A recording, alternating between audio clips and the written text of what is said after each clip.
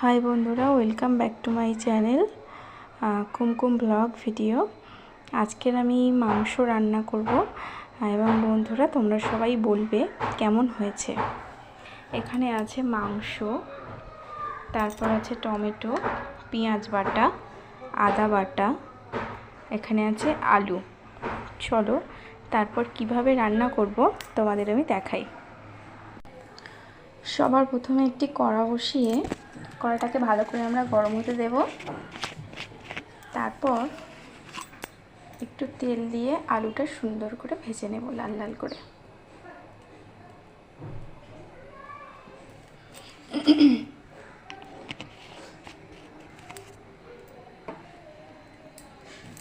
তেলটা গরম হওয়া পর্যন্ত আমরা অপেক্ষা করব।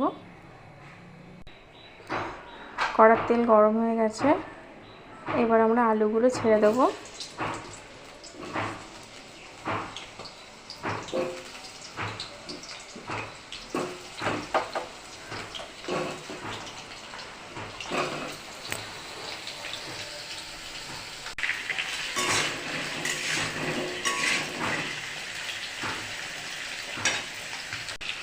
এর মধ্যে দিয়ে দেবো একটু হলুদ, একটু নুন।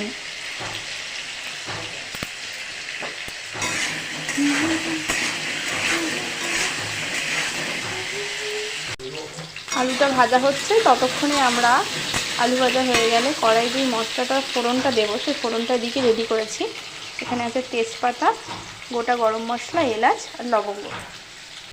এখানে আলুটা সুন্দর করে লাল লাল করে ভাজা হয়ে গেছে, এবার আমি আলুটা তুলে নেব।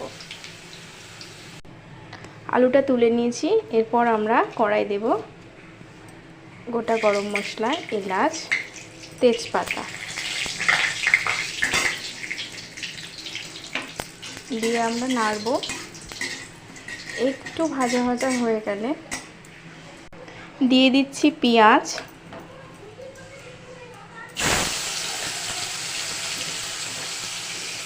পেঁয়াজ বাটা,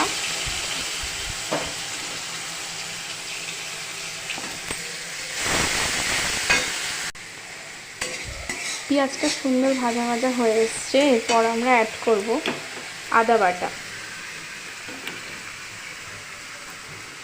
আমি আমার পরিমাণ মতো দিচ্ছি, আপনারা আপনাদের পরিমাণ মতো দিয়ে দেবেন। আচ্ছা বলো তো বন্ধুরা,